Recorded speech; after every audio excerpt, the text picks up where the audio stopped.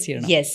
എനിക്കെന്താ വെച്ചാൽ experience is everything. Yeah. നമ്മളിവിടെ ജീവിച്ചിരിക്കുന്ന ഈ ലോകത്ത് ജീവിച്ചിരിക്കുന്നത് ഇത് അനുഭവിച്ചറിയാനാണല്ലോ ജീവിതം. അല്ലെങ്കിൽ നമ്മൾ എവിടെയെങ്കിലും ഒരു സൈഡിലിരിക്കുന്നു, എല്ലാവരും അവരവരുടെ എക്സ്പീരിയൻസസ് സോഷ്യൽ മീഡിയയിൽ പറയുന്നു, ഓരോരുത്തരുടെ ട്രാവൽ ലോഗ്സ് കണ്ട് ആ ഇതാണെന്നങ്ങ് വിചാരിക്കും. മതിയോ, നമുക്ക് അവിടെയൊക്കെ ട്രാവൽ ചെയ്യണ്ടേ, നമുക്ക് ഓരോ സ്ഥലം കാണണ്ടേ. ആ ഒരു അതെല്ലാവരിലുള്ള വാസന ആയിരിക്കില്ല. ചിലവർ ഹാപ്പിയാണ് വീട്ടിലിരുന്നിട്ട് എനിക്കിതൊക്കെ കണ്ടാൽ മതി, അതവരുടെ കാഴ്ചപ്പാടാണ്. പക്ഷെ ഞാനത് ഒട്ടും കംഫർട്ടബിൾ അല്ല. എനിക്ക് എക്സ്പീരിയൻസ് ചെയ്യണം ലൈഫ്. അങ്ങനെ എക്സ്പ്ലോർ ചെയ്ത് ആ ഒരു സ്പിരിച്വൽ സൈഡും അതെന്താണെന്ന് മനസ്സിലാക്കിയെടുത്തു അല്ലേ. ഞാൻ ഹിമാലയത്തിലൊക്കെ പോയിട്ടുണ്ടല്ലോ, അപ്പം പ്രണവിന്റെ കൂടെ പോയി ലാലേട്ടൻ അങ്ങനെ ഇല്ലില്ല, അന്ന് നിങ്ങൾ ആ ഒരു മൂവിക്ക് അത് ശേഷം കഴിഞ്ഞിട്ടാണ്. ഇപ്പം ആക്ച്വലി അത് വളരെ സൈമിൾട്ടേനിയസ്ലി സംഭവിച്ചൊരു കാര്യം മാത്രമാണ്. ഞങ്ങൾ ആദി എന്ന് പറഞ്ഞ പടം ഷൂട്ട് ചെയ്തു.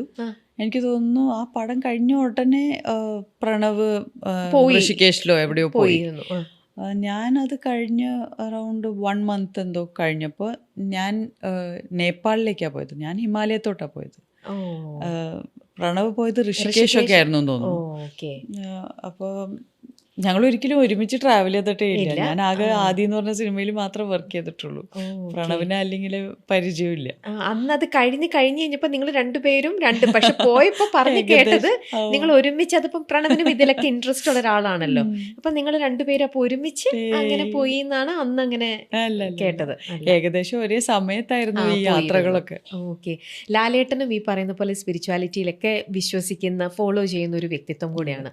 അപ്പൊ അദ്ദേഹത്തിന്റെ കൂടെ ഷൂട്ടിംഗ് ചെയ്തിരുന്ന സമയത്ത് നിങ്ങളുടെ ഇടയിൽ ഇതൊരു കോമൺ ടോക്കായിട്ട് വന്നിട്ടുണ്ടാവില്ലേ? അതെ, അങ്ങനെയാണ് ഇപ്പോൾ ഞാൻ പറഞ്ഞത് ലാലേട്ടൻ എൻ്റെ ഒരു ഗുരുസ്ഥാനത്തുള്ള ആളാണെന്ന് പറയാൻ കാരണം, ഇപ്പോൾ DC ബുക്സ് മലയാളത്തിൽ ദൈവത്തിൻ്റെ ആത്മകഥ ഇറക്കിയതിൽ ലാലേട്ടനാണ് ഫോർവേഡ് എഴുതിയിരിക്കുന്നത് ബുക്കിന്. ആമുഖം എഴുതിയിട്ടുള്ളത് ലാലേട്ടനാണ്. അതിൻ്റെ കാര്യം ഇത് തന്നെയാണ്. ഞങ്ങൾ ഭഗവാൻ എന്ന് പറയുന്നൊരു പടം, ഒരു ഗിന്നസ് റെക്കോർഡിന് വേണ്ടി ഒരു പടം ചെയ്തിട്ടുണ്ടായിരുന്നു. 24 hours ഒരു ഫിലിം ഷൂട്ട് ചെയ്യുന്ന ഒരു എക്സ്പെരിമെൻറ്റ്. അപ്പോൾ ആ പടത്തിൻ്റെ ലൊക്കേഷനിൽ വെച്ചിട്ട് ലാലേട്ടൻ എന്നോട് ഈ വിഗ്യാൻ ഭൈരവ് തന്ത്ര എന്ന് പറയുന്നൊരു ബുക്ക് റെക്കമെൻഡ് ചെയ്യും. ഞാൻ അത് വായിച്ച് പഠിച്ച് അതിൽ 112 മെഡിറ്റേഷൻ ടെക്നിക്സ് ആണ്. ഞാൻ ആ 112 മെഡിറ്റേഷൻ ടെക്നിക്സ് ചെയ്തത് ഓവർ 2.5 years ആണ്. ആ ബുക്ക് തുടങ്ങി 2.5 വർഷം കണ്ടിന്യൂസ്ലി ആ ബുക്കുമായിട്ടാണ് ട്രാവൽ ചെയ്തത്. അപ്പോൾ ആ ബുക്കാണ് ശരിക്കും പറഞ്ഞാൽ എൻ്റെ സ്പിരിച്വൽ ക്വസ്റ്റിന് ഒരു ഭയങ്കര ഡെഫിനിഷൻ കൊടുത്തത്. അതുവരെ വളരെ വേഗമായിട്ട് അന്വേഷിച്ചുകൊണ്ടിരിക്കുകയാണ്. ഇതൊരു കറക്റ്റ് വഴി കാണിച്ചു തന്നു. 112 വഴികൾ കാണിച്ചു തന്നു. ആ 112 എനിക്ക് എക്സാക്ട്ലി അനുയോജ്യമായ വഴി പിന്നെ തുടർന്ന് ഒരു ക്ലാരിറ്റി വരെ എത്തി. ഒരുപക്ഷെ ലാലേട്ടൻ ആ ഒരു കാര്യത്തിൽ ഇൻഫ്ലുവൻസ് ചെയ്തിട്ടുണ്ടാവുമല്ലോ, ഹൗ ഹി ഡീൽസ് വിത്ത് ഈ ഒരു സ്പിരിച്വാലിറ്റി അല്ലെങ്കിൽ ഇങ്ങനത്തെ ഒരു ക്രിയേറ്റീവ് സൈഡ്, ആർട്ട് ഫോം. നിങ്ങൾ സംസാരിക്കുമ്പോൾ നിങ്ങൾക്ക് കോമൺ ആയിട്ട് റിലേറ്റ് ചെയ്യാൻ പറ്റുന്ന പല കാര്യങ്ങൾ അങ്ങനെയൊന്നും ഇല്ല? ലാലേട്ടൻ ഒട്ടും സ്പിരിച്വാലിറ്റി സംസാരിക്കുന്ന ഒരാളെ അല്ല. ഇപ്പോഴാണെന്ന് തോന്നുന്നു, ഈ ഇടയ്ക്കാണ് പിന്നെയും കുറച്ച് എന്തെങ്കിലും സ്പിരിച്വാലിറ്റിയെ പറ്റി പറയുന്നതും ഒക്കെ അങ്ങനെ. പക്ഷെ നമ്മളൊക്കെ സെറ്റിലൊക്കെ കണ്ടാൽ ലാലേട്ടൻ എന്തെങ്കിലും വളരെ ലൈറ്റായിട്ടുള്ള തമാശയൊക്കെ പറഞ്ഞ് അങ്ങ് വളരെ ലൈറ്റായിട്ട് സംസാരിക്കുന്ന കൂട്ടത്തിലാണ്. ആ സമയത്ത് അവിടെയുള്ള എന്തെങ്കിലും ഒരു കാഷ്വൽ ടോക്കേ ഉള്ളൂ. സീരിയസ് ആയിട്ടുള്ള ഡിസ്കഷൻസിനൊന്നും ഒരിക്കലും ലാലേട്ടനെ കിട്ടില്ല. ബിക്കോസ് ഹീ ഡസൻറ്റ്, മിക്ക ആൾക്കാരും ഞാൻ പറഞ്ഞില്ലേ, എല്ലാവരുടെയും ഏറ്റവും പ്രൈവറ്റ് ആയിട്ടുള്ള കാര്യമാണ് അവരുടെ സ്പിരിച്വൽ ജേർണി. അപ്പോൾ അതാരും അങ്ങനെ യൂഷ്വലി ഷെയർ ചെയ്യാറില്ല. എന്നോട് ജസ്റ്റ് ഈ ബുക്കൊന്ന് റെക്കമെൻഡ് ചെയ്ത് പോയിന്നേ ഉള്ളൂ, അല്ലാതെ സ്പിരിച്വാലിറ്റി ഒന്നും ഒരിക്കലും ലാലേട്ടനായിട്ട് ഡിസ്കസ് ചെയ്തിട്ടില്ല. ഇല്ല, കാരണം കോമൺ, നിങ്ങൾക്ക് ഇടയിൽ ഒരു കോമൺ ഒരു ടോപ്പിക് ആണല്ലോ. പക്ഷെ അത് കോമണേ അല്ലല്ലോ. നമ്മുടെ സ്പിരിച്വാലിറ്റി ഭയങ്കര ഡിഫറെൻ്റ് ആയിരിക്കും. എന്ന് വെച്ചാൽ എല്ലാവരുടെയും കാഴ്ചപ്പാടുകൾ അതിനെപ്പറ്റിയാണ് ലാലേട്ടൻ എഴുതിയിട്ടുള്ളത് ആ ഫോർവേഡിൽ, ബുക്കിൻ്റെ ഫോർവേഡിന്. അതിന് ഭയങ്കര നന്ദിയുണ്ട് എനിക്ക്. It's such A great thing that Lalettan forward എഴുതുന്നു. അതിൽ പറഞ്ഞിട്ടുള്ളതും ഇത് തന്നെയാണ്. എല്ലാവരുടെ കാഴ്ചപ്പാടുകളാണ് അവരുടെ സ്പിരിച്വൽ ജേർണി, അവരുടെ ലോകം തന്നെ. അപ്പോൾ നമുക്കൊരിക്കലും കമ്പയർ ചെയ്യാനോ കോൺട്രാസ്റ്റ് ചെയ്യാനോ അത് ഡിസ്കസ് ചെയ്യാനോ പോലുള്ള ഒന്നും ഒരു ഗ്രൗണ്ടും ഇല്ല. ഈ സ്പിരിച്വാലിറ്റിയിലേക്ക് ഇങ്ങനെ പോയി, അല്ലെങ്കിൽ അതിൽ അത്രയും ഡെഡിക്കേറ്റഡ് ആയിട്ട് അതിനെക്കുറിച്ച് മനസ്സിലാക്കാൻ എടുത്ത ടൈം എന്നൊക്കെ പറഞ്ഞില്ലേ, ആ സമയത്ത് കംപ്ലീറ്റ് ആയിട്ട് ഈ ആർട്ട് ഫോം ഇത് ഒരുമിച്ച് ബാലൻസ് ചെയ്യാൻ പറ്റിയിരുന്നോ? പറ്റിയിട്ടുണ്ടെന്നാണ് എൻ്റെ വിശ്വാസം. അതുകൊണ്ട് ഇത്രയും 175 സിനിമയിലൂടെ അഭിനയിച്ചു, കുറെ അവാർഡുകൾ കിട്ടി. അല്ല അതോടൊപ്പം സ്പിരിച്വാലിറ്റിയും പക്ഷേ ഒരുമിച്ച് പോയി. ആ സ്പിരിച്വാലിറ്റിയിൽ നമ്മൾ ഇത്രയും ഇൻറ്റൻസീവായിട്ട് നിൽക്കുമ്പോൾ അതിലുള്ള എനിക്കത് അതെങ്ങനെ ഹാൻഡിൽ ചെയ്തെന്നുള്ളൂ. ഇതൊരു ആർട്ട് സൈഡാണ്, ക്രിയേറ്റീവ് സൈഡാണ്. മറ്റേത് നമ്മുടെ മൈൻഡിനെ വേറെ തന്നെ ഒരു ലോകത്തേക്ക് നമ്മൾ കൊണ്ടുപോവാണ്. സോ അതെങ്ങനെയാണ് ബാലൻസ് ചെയ്ത്? ഞാനിപ്പോൾ ഒരു IT ഫീൽഡിലാണ് വർക്ക് ചെയ്തിരുന്നെങ്കിൽ ചെയ്യാൻ പറ്റില്ലായിരുന്നു. വേറെ സ്പിരിച്വാലിറ്റിയും ആർട്ടും അബ്സല്യൂട്ട്ലി ബ്ലെൻഡബിൾ ആണ്. ബിക്കോസ് നമ്മുടെ സ്പിരിച്വൽ ജേർണിയിലുള്ള പക്വതയാണ് നമ്മുടെ ക്യാരക്ടേഴ്സിൽ കാണുന്ന ആ പക്വതയും വ്യത്യാസവും. നമ്മുടെ സ്പിരിച്വാലിറ്റിയിലുള്ള നമ്മുടെ അറിവും ഡെപ്തുമാണ് നമ്മുടെ ക്യാരക്ടേഴ്സിൻ്റെ ഡെപ്ത്.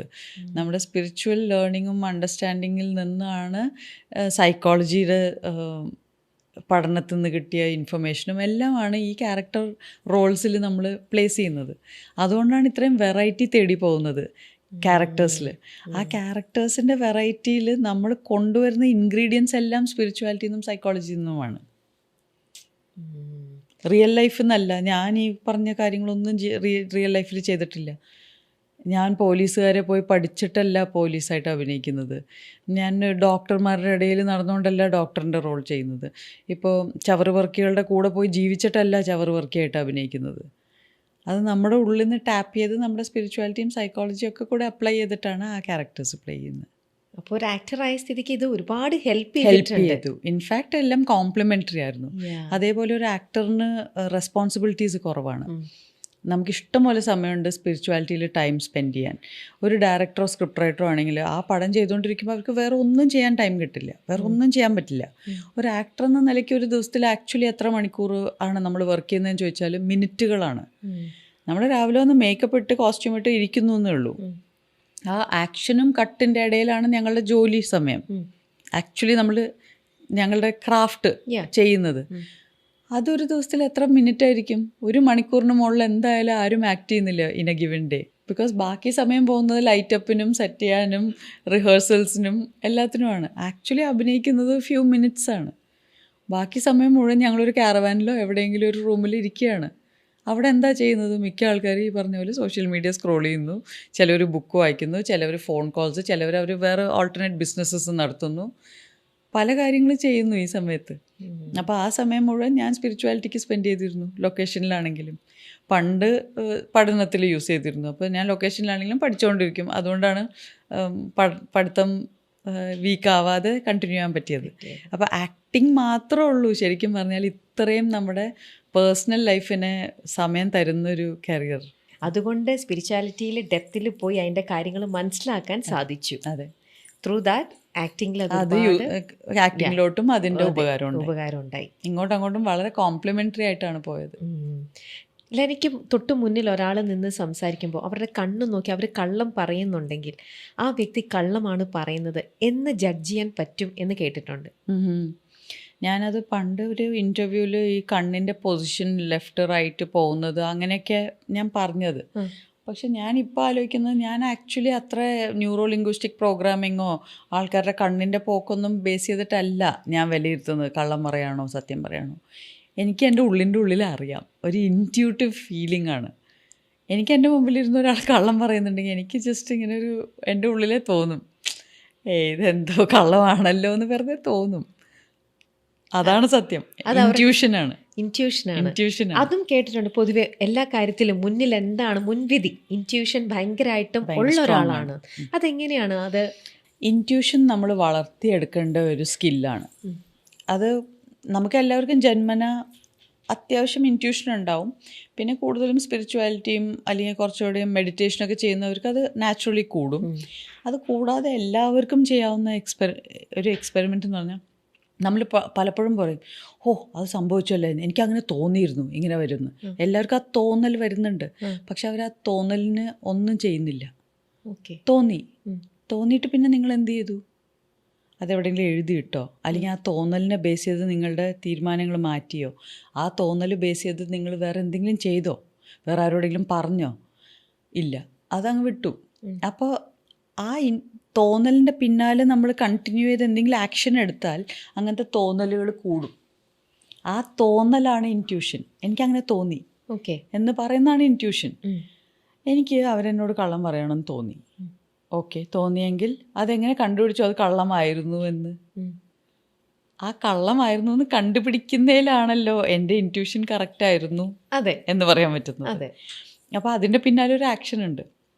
അപ്പോൾ നമ്മൾ ചിലപ്പോൾ ജസ്റ്റ് അപ്പുറത്തിരിക്കുന്ന ഒരാളോട് പറഞ്ഞിട്ടുണ്ടാവും, അവരെന്നോടാ പറഞ്ഞത്, എനിക്ക് കള്ളമായിട്ട് തോന്നി. അപ്പോൾ അവർ പറയാണ് ആ ശരിയാ എന്ന് വെച്ചാൽ ഇതിന് തൊട്ട് മുമ്പ് ഇങ്ങനെയൊക്കെ ആയിരുന്നു. അപ്പം നമുക്ക് മനസ്സിലാവും ശരി, സോ എൻ്റെ തോന്നൽ കറക്റ്റായിരുന്നു അല്ലേ. അങ്ങനെ ഇപ്പോൾ നമുക്ക് തോന്നുകയാണ് ഇന്ന് അവിടെ പോകണ്ട, പിന്നെ നമ്മൾ അറിയാണ് അവിടെ എന്തോ ഒരു ആക്സിഡൻറ്റ് സംഭവിച്ചു. അപ്പം നമുക്ക് തോന്നുക അയ്യോ ഭാഗ്യം എൻ്റെ ആ തോന്നൽ ഞാൻ ഫോളോ ചെയ്തത്.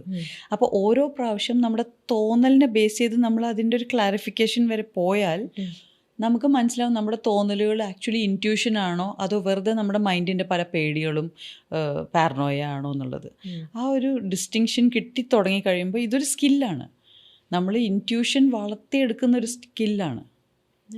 അപ്പം നമ്മുടെ ബ്രെയിൻ തന്നെ ആ കോറിലേഷൻ ഉണ്ടാക്കി തുടങ്ങും. ഓ ഇങ്ങനെ സംഭവിക്കുമ്പോൾ എനിക്കിങ്ങനെ ഫീൽ ചെയ്യുമ്പോൾ ഇത് ശരിക്കും നടക്കാൻ പോകുന്ന ഒരു കാര്യത്തിൻ്റെ ഒരു സൂചനയാണ്. എനിക്കിങ്ങനെ തോന്നുമ്പോൾ അത് വെറുതെ എൻ്റെ മനസ്സിലെ ഒരു പേടിയാണ്. ആ ഡിസ്റ്റിങ്ഷൻ നമ്മുടെ ഉള്ളിൽ വന്നു തുടങ്ങും. അപ്പോൾ അങ്ങനൊരു ഇൻറ്റ്യൂഷൻ വരുമ്പോൾ ഇപ്പോൾ ഒരു സ്ഥലത്തേക്ക് പോവുകയാണെന്നുണ്ടെങ്കിൽ നമ്മുടെ മനസ്സിലേക്ക് അത് തട്ടും, ശരിക്കും നമുക്ക് ഫീൽ ചെയ്യാം അത് നമുക്ക് വേണോ വേണ്ടയോ എന്നുള്ളത്. ആ ഒരു ഫീൽ അടിച്ച അപ്പോൾ ലെന ചെയ്യില്ല, പിന്നെ പോവില്ല, യൂഷ്വലി ചെയ്യില്ല. അല്ലെങ്കിൽ എന്തെങ്കിലും ഞാൻ വെയിറ്റ് ചെയ്തിരിക്കും, അത് തന്നെ എങ്ങനെയെങ്കിലും മാറിപ്പോവും. ലൈക്ക് ഞാനൊരു എക്സാമ്പിൾ പറയാം. ഈ ഇൻറ്റ്യൂഷൻ തോന്നുന്നത് വളരെ ലാസ്റ്റ് മിനിറ്റ് അല്ല. നേരത്തെ ഒരാൾ നമ്മളെ മീറ്റ് ചെയ്യുമ്പോൾ തന്നെ അല്ലെങ്കിൽ ഒരു കാര്യം നമ്മൾ കേൾക്കുമ്പോൾ തന്നെ നമ്മുടെ ഉള്ളിൽ, എൻ്റെ രീതി ഇതാണ്, എൻ്റെ ഉള്ളിൽ അതിലൊരു ഒരു സ്പാർക്കോ ഒരു സുഖം തോന്നുന്നുണ്ടെങ്കിൽ ദാറ്റ്സ് എ റൈറ്റ് പാത്ത്. എനിക്ക് തോന്നുന്നുണ്ടെങ്കിൽ റോങ് ആണ് ആ വഴി, എനിക്ക് പറ്റിയ വഴിയല്ല, ഞാൻ അതല്ല ചെയ്യേണ്ടത്, അങ്ങോട്ട് പോകണ്ട. ഇപ്പോൾ പലപ്പോഴും ഇപ്പോൾ ഒരു സിനിമ കഥ കേട്ടു, ചിലപ്പോൾ ഭയങ്കര രസമുള്ളൊരു സിനിമ കഥയായിരിക്കാം, പക്ഷെ ആ പറയുന്ന ആളുടെ ടോണിൽ എനിക്കറിയാം നല്ല കഥയാണെങ്കിലും ഇവർക്കത് എടുത്ത് ഇതുപോലെ ഫലിപ്പിക്കാനുള്ളൊരു കപ്പാസിറ്റി ഇല്ല. അത് കുറേ സിനിമകൾ അതുപോലെ എക്സ്പീരിയൻസ് ചെയ്തിട്ടുള്ളതുകൊണ്ടാണ്. ദാറ്റ് പറഞ്ഞു വരുമ്പോൾ കഥ പറയാൻ ചിലവർ മിടുക്കന്മാരാണ്, അതെ, അതെടുക്കാൻ അവർക്കുള്ള കപ്പാസിറ്റി ഇല്ല. അപ്പോൾ അതൊക്കെ നമുക്ക് പിന്നീട് ഇൻറ്റ്യൂഷനായിട്ട് കേൾക്കുമ്പോൾ തന്നെ നമുക്കൊരു കനം ഫീൽ ചെയ്യും. ഒരു കനം, ഞാനതിന് നല്ലത് ചീത്ത അല്ലെങ്കിൽ ഗുഡ് ബാഡ് എന്നല്ല പറയുന്നത്, ഒരു ഹെവി അല്ലെങ്കിൽ ലൈറ്റ് കോൺസെപ്റ്റാണ്. ഇതെൻ്റെ ഒരു ഫ്രണ്ട് അനുശ്രീയാണ് എന്നെ ആദ്യമായിട്ട് പഠിപ്പിക്കുന്നത്. അവരൊരു എനർജി ഹീലറും ഒക്കെയാണ്. അപ്പോൾ ആ കോൺസെപ്റ്റ് ഭയങ്കര ഈസിയാണ്. എന്ന് വെച്ചാൽ അതിലൊരു ജഡ്ജ്മെൻ്റ് ഇല്ല. ഇന്നത് കേട്ടപ്പോൾ എനിക്ക് ഇത്തിരി ഹെവി ആയിട്ട് തോന്നി, ഒരു ഹാർട്ടിലൊരു ഹെവിനെസ്. അപ്പോൾ it's not right for you, അത് ചെയ്യേണ്ട ഒരു കാര്യമില്ല. ബിക്കോസ് നമ്മൾ പലപ്പോഴും ഹെവി ആയിട്ട് തോന്നിയിട്ട് ഒരു കാര്യം ചെയ്തിട്ട് അത് അറ്റം വരെ എത്തിയപ്പോൾ വിചാരിച്ച പോലെ തന്നെ ഫ്ലോപ്പ് ഷോ ആയി. അപ്പോൾ അത് പല തവണ നമ്മളത് എക്സ്പീരിയൻസ് ചെയ്ത് പ്രാക്ടീസ് ചെയ്ത് കഴിയുമ്പോൾ നമുക്ക് തന്നെ മനസ്സിലാവും, ഇങ്ങനെ തോന്നുമ്പോൾ ഇന്നതിൻ്റെ പിന്നാലെ പോണ്ട, ഇന്നത് തോന്നുമ്പോൾ അത് ചെയ്യുക. So green light red light നമ്മുടെ മുമ്പിൽ കത്തും. പക്ഷേ ഹാവിങ് സെഡ് ദാറ്റ് നമുക്ക് ചില സമയത്ത് ഫോഴ്സ്ഫുള്ളി സം സിറ്റുവേഷൻസ് നമ്മളെ നമുക്കിത് തോന്നിയാലും നമുക്കത് ചെയ്യേണ്ടി വരും. അതിൻ്റെ പേരാണ് പ്രാരാബ്ധ കർമ്മ. അത് നമ്മുടെ പ്രാരാബ്ധങ്ങളാണ്, നമ്മളത് ചെയ്തേ മതിയാവൂ. അത് നമ്മൾ ഇവിടെ നിന്ന് ചെയ്ത് പോയേ പറ്റൂ. അത് എങ്ങനെ അവോയ്ഡ് ചെയ്യാൻ നോക്കിയാലും അതിൻ്റെ വലിപ്പം കൂടുകയുള്ളൂ. അത് കുറച്ച് കോൺഷ്യസ് ആയിട്ട് പിന്നെ ചെയ്യുക. നമുക്കറിയാം അത് ഹെവി ആയിരിക്കും, പക്ഷേ ഹെവി ആയിട്ടുള്ള ഒരു കാര്യത്തിലേക്കാണ് നമ്മൾ കയറുന്നത്. ആ ഹെവിനെസ് കാരണം നമ്മൾ കുറച്ച് ഹെവി വെയിറ്റ് മസിൽ വയ്ക്കും.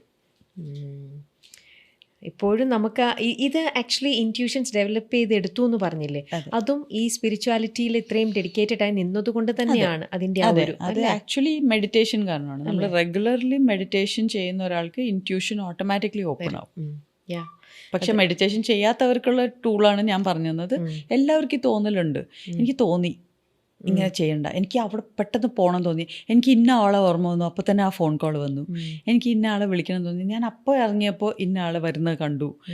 ഇതൊക്കെ നമ്മുടെ ആ സബ് കോൺഷ്യസ് മൈൻഡിൽ ഓൾറെഡി ഒരു ലെയറിൽ നടന്നുകൊണ്ടിരിക്കുന്ന കാര്യങ്ങളാണ്.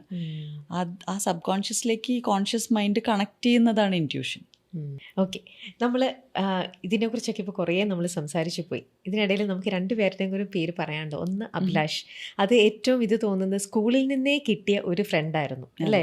6th മുതൽ കൂടെ കൂട്ടിയ ഒരു ഫ്രണ്ടായിരുന്നു. പിന്നീട് നിങ്ങൾ വേണ്ട എന്ന് വിചാരിച്ച് നിങ്ങൾ സെപ്പറേറ്റ് ചെയ്തപ്പം അവിടെ ഏറ്റവും കൂടുതൽ എല്ലാവരെയും സന്തോഷിപ്പിച്ചതോ അല്ലെങ്കിൽ എല്ലാവർക്കും ഒരു ഇത് തോന്നിയ ഒരു ഷോക്കിംഗ് ഒരു വേറിട്ടൊരു തോന്നിയത് നിങ്ങൾ സെപ്പറേറ്റ് ചെയ്ത രീതിയാണ്. അന്ന് അത് ഏതൊരു മീഡിയയിൽ വായിച്ചതാണ്. ലോയർ തന്നെ വന്നു കഴിഞ്ഞപ്പോൾ നിങ്ങൾ രണ്ടുപേരും ഗുലാബ് ജാമുൻ കഴിച്ച് നിങ്ങൾ അവിടെ പിരിയുന്നു.